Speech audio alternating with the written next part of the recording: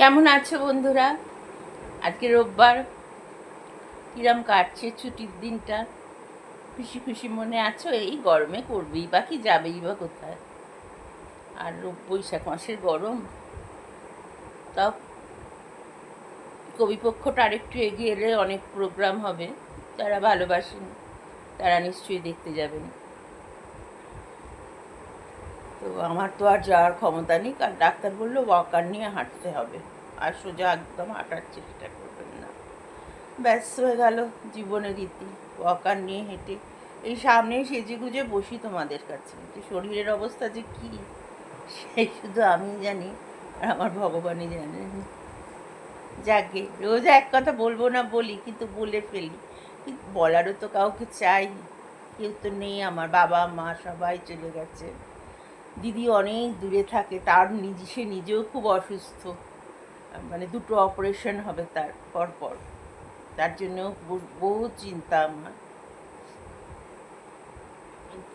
ওই একজনই আছে আমার দিদি জামাইবাবু, আর আমার জন্য কি আর কেউ নেই।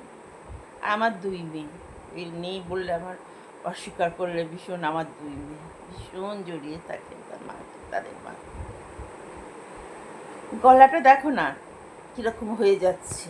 বললাম যে গানের এখন এত ভালোবাসতাম, গান গাইতে সুর তো দূরের কথা, বেসুরটাও বেরোয় না। একটু যে দু লাইন দুপলি কবিতা বলতে বলতে গান গাইবো,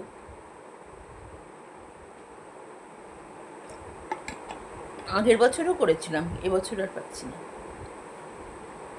কিছুদিন আগেও করলাম, খালি গলায় দিনের শেষে করে ঘুমের দেশে।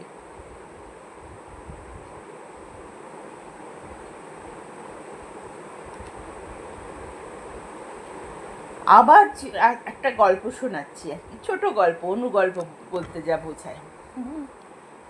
ভালোবাসার ঘর গল্পটার নাম। আবার জীবনে বৃষ্টি নেমেছিল একবারই, যখন আমার বিভ্রান্ত মনটাকে সাজিয়ে দেবার জন্য হাত ধরেছিলে জোর করে। মনে হয়েছিল শুষ্ক জীবনে মাটিতে আচমকা বৃষ্টি ঝরে পড়ল। জীবনের গান শুনতে পেলাম।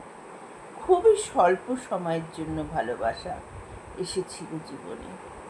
ভালোবাসা হারিয়ে কিছু স্মৃতি বা বিস্মৃতির বোঝা, উঠোনের এক টুকরো মরা গাছের ছায়ার কিছু অবুঝ চিহ্ন, যারা মুছে গিয়েও জেগে থাকলো।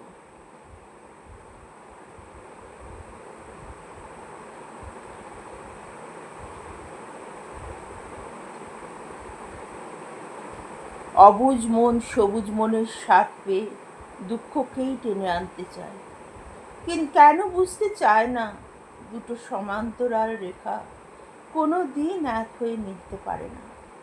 গোলাপ ফুল গাছেই সুন্দর, তুলতে গেলে হাতে কাঁটা ফুটতে পারে।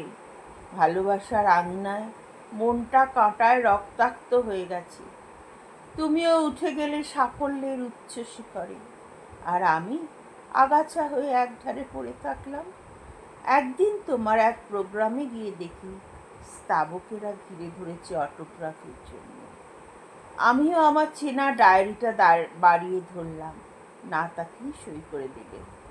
বাইরে বেরিয়ে কাগজটা ছিঁড়ে ফেলে দিলাম।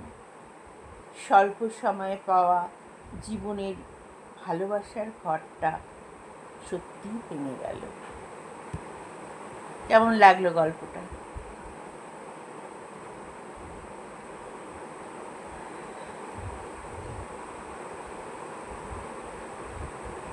আর একটা এরকম ছোট্ট গল্প শোনাচ্ছি। অভিক অফিস বেরোবার আগে হঠাৎ রায়ের আবদারি কণ্ঠ, সন্ধ্যাবেলা একটু তাড়াতাড়ি এসো না প্লিজ। বিরক্ত অভিক বলে, কেন, আজ আবার কি? রায় বলে, দিদি আর সৌম্যদা আজ আসবে বলেছে। আসবে তো আমার কি, আমার তাড়াতাড়ি ফেরার কি আছে? ও। রায় বলে, তোমার কিছু নেই না?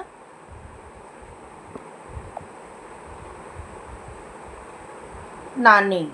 এর কিছুদিন পর অভিক রায়কে বলে, শুনছ? হ্যাঁ বলো। আজ মায়ের চিঠি পেলাম, দাদারা আসছে সোমবার, কদিন থাকবে ওরা। রায় বলে, তুমি একটু ব্যবস্থা করে নিও, সোমবার আমরা স্কুলের কজন টিচার মিলে শান্তিনিকেতনে যাচ্ছি। টিট ফর ট্যাট, এরকমই হওয়া উচিত। মেয়েরা কি কবে শিখবে এরকম হতে? এগুলো গল্পেই করা যায়, বাস্তবে কি করা যায়? করা যায় না। কেমন আছো? আমার গল্পগুলো কেমন লাগছে একটু জানিও। দুজনের কমেন্ট খুব পাই। একজন দিদিভাই বলে, একজন, দুজনেই দিদিভাই বলে। দুজনেই আমার ছেলে মেয়ের বয়সী, খুবই ছোট ছোট, মানে খুবই ছোট মানে বিয়েটা হয়ে গেছে মেয়েটির হয়তো। আর ছেলেটিও বাচ্চা ছেলে, কিন্তু ভারী মিষ্টি। ওই বয়সের ছেলের যে কবিতা এত ভালো লাগে আমার জানা ছিল না। ঠিক আছে, আজকের মতো আজ আমি তো শর্ট ভিডিও দিই, বেশি বেশি লম্বা করতে পারি না। আমার নিজের ভালো লাগার জন্য করি, তাই জন্য বেশি লম্বা ভোগ বা আয় করার জন্য করি না। আমার সময়টা যাতে একটু কাটে, আমার ডিপ্রেশন যাতে না আসে, তাই জন্য রাখছি।